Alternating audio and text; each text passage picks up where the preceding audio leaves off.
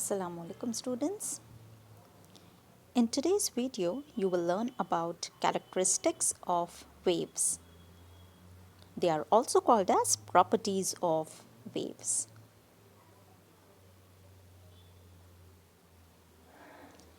In this diagram, a wave is drawn. A wave consists of a trough and a crest. So the upper triangle is called as the crest and the lower one is called as a trough. So this wave shows the displacement of the particles with respect to time.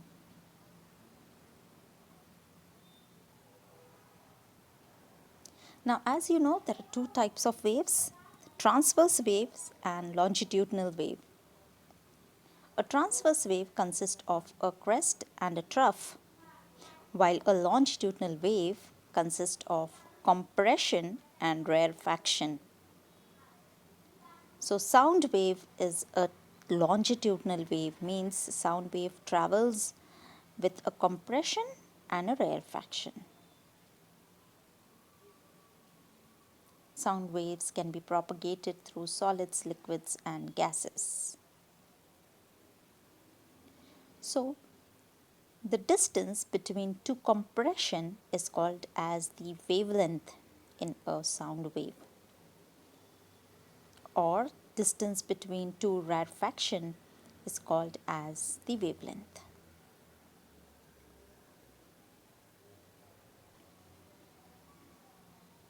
So the first property of wave is the wavelength. Now let's see how wavelength is shown in a transverse wave. This wave is a transverse wave. It has a crest and a trough.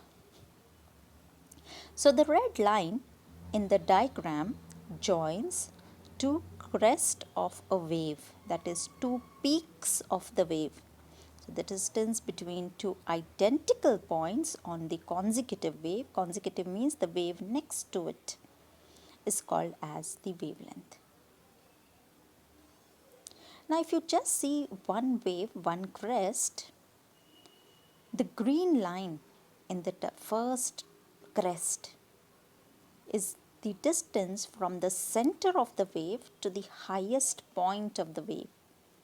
That is called as the amplitude. So amplitude can be in a crest, amplitude can be in a trough. So same distance, if it is taken down in the lower trough, then that is also amplitude. The number of waves passing in per unit time in a given in 1 second is called as the frequency.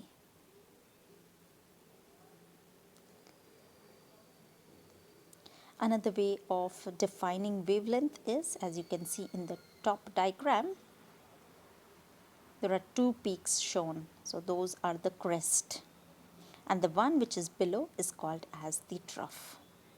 So distance between one crest and another crest and the next crest, immediate crest, is also wavelength. Or distance between two trough is also wavelength. The units for wavelength is meters. If you want to define wavelength in short, it can also be defined as distance between successive crest to crest or trough to trough. Successive means the one which comes after, immediately, which follows it after it.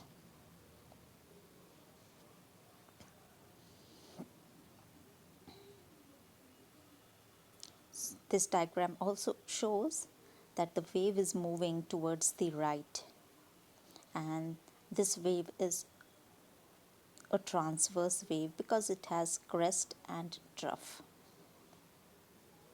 Now let's see what is, now since you know what is amplitude and what is wavelength, let's see what do you mean by one cycle, that is one wave.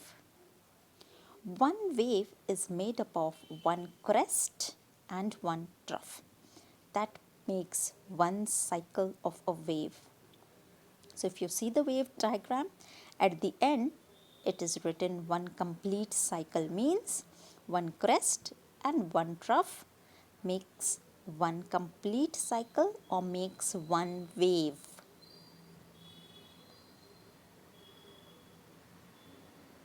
The definition of crest is the highest point of a wave is called as crest, while the trough is the lowest point of a wave. The straight line of the wave indicates that the waves are not moving, they are at rest position.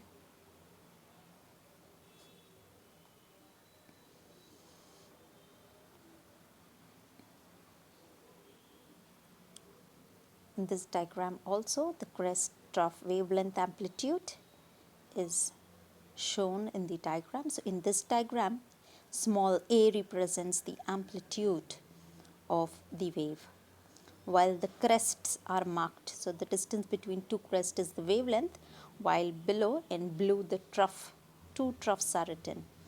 There are two troughs, trough is written, so that the distance between two trough is the wavelength.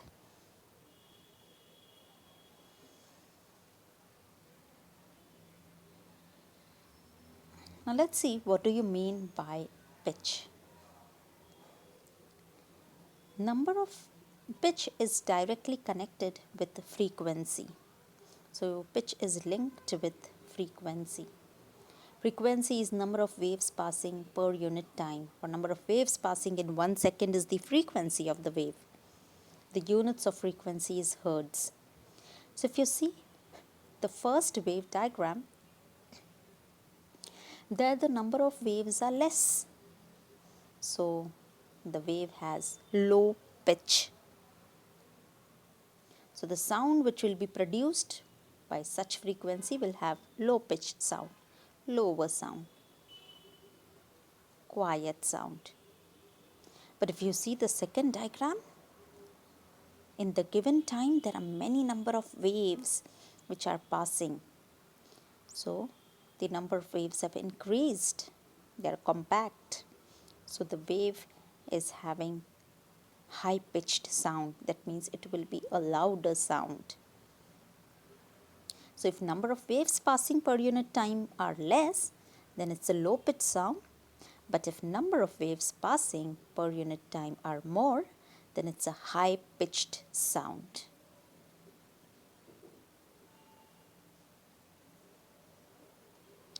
Now sound waves, we can study the sound waves, we can see the wavelength, we can see the frequency, amplitude of the sound waves. Yes, during music recordings, this instrument is used. This image shows the instrument. This instrument is connected to the source of sound. Suppose some sound recording is going on in a mic or microphone that is connected to the screen, and this instrument is called as oscilloscope. In this oscilloscope, you can see the sound wave. The sound wave is displayed on the screen of the oscilloscope. So you may see the wavelength, frequency, the pitch of the sound through this instrument, that is the oscilloscope. And if you observe the screen of the oscilloscope very carefully, it has grids on it, like a graph paper. Yes, the screen of the oscilloscope is having squares. Grids means it has squares. So counting those number of squares, you can find out the wavelength and the amplitude of the wave. Of course, you also have nowadays digital oscilloscopes available, where once the sound source is connected to the oscilloscope, it shows digitally, it shows you the values also of amplitude and frequency. You don't need to count using these grids. So oscilloscope is a device which displays the sound wave on a screen.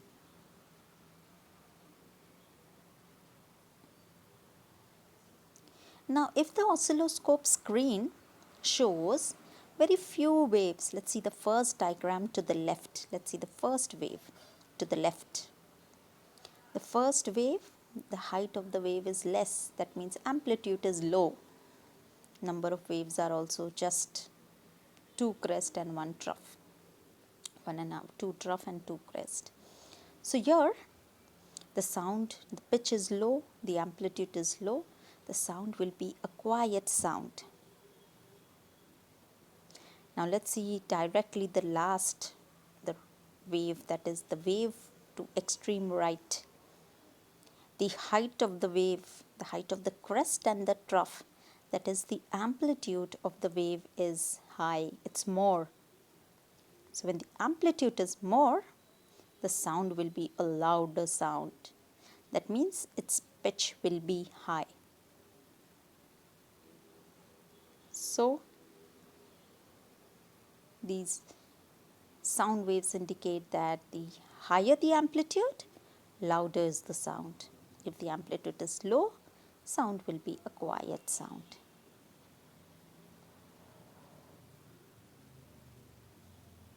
Now there is a device which is called as amplifier, and it's used in recordings. Okay, whenever sounds are recorded in movies or in cartoons, the sound which is recorded needs to be increased. Okay, the large sound should be very large when it reaches the audience. So at that time, an instrument which is called as amplifier is used. The meaning of amplify means to increase the value of something. So amplifier in sound, the amplifier which is used here is the one which increases the amplitude of the sound waves. What does it do? An amplifier increases the amplitude of the electrical signal produced by the sound wave. So, it's a machine, it increases the amplitude of the sound wave. Like suppose a teacher is teaching and it's a big hall, it's a big auditorium. So if she wants herself to be audible, an amplifier can be used which will enable her lecture to be heard at a greater distance and to reach a large audience also.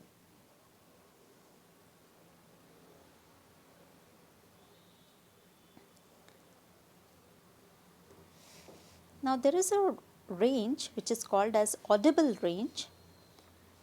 That range of sound we human beings can hear. So for human beings, the range of human hearing is from 20 Hertz to 20,000 Hertz. So if the sound wave is between 20 to 20,000 Hertz, then only we can hear that sound. So this is the audible range for humans. Then the sound which is above 20,000 Hertz, which we human cannot hear, it's called as ultrasound. And the sound below 20 Hertz is called as infrasound.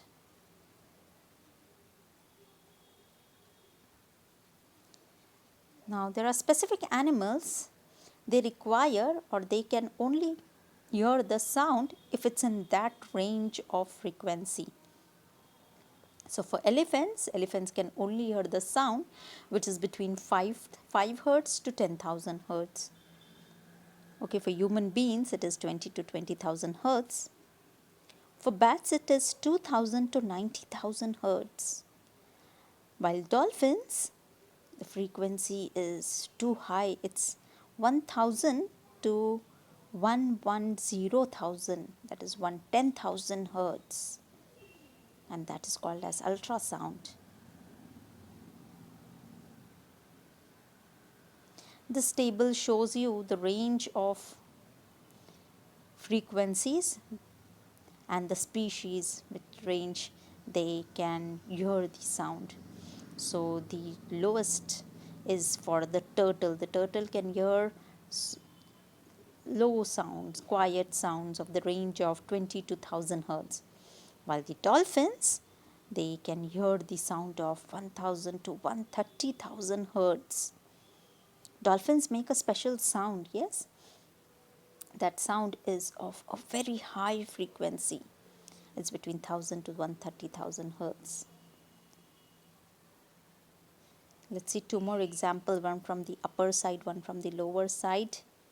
Is pigeon. Pigeons can hear the sound which is between 200 to 10,000 hertz.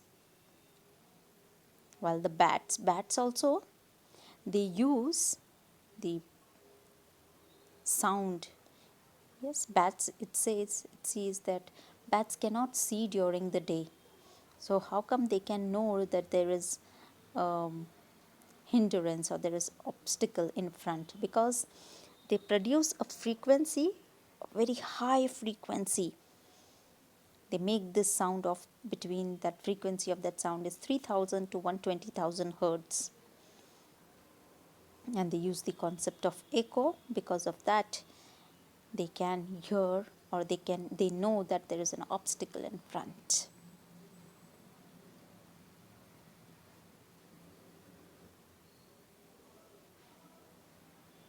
Let's see the diagrams of the three types of sounds. Infrared sound, infrasound. Infrasounds are below 16 hertz. So they are lower sound, they are quieter sounds. That is the waves. That is why you can see the height of the waves is less and the waves are spread out. Then the audible frequencies, that means we human beings can hear the sound between 20 hertz to 20,000 hertz. So the wave diagram looks like the second one. But ultrasounds, the frequency is very high. That means number of waves passing per second are more. The waves are very close to each other. Yes, the height of the wave is more. So the frequency is more. Now the units of sound. We saw the frequency of sound in hertz, but the sound is measured in the unit which is called as decibel. Small d, capital B is the short form of decibels.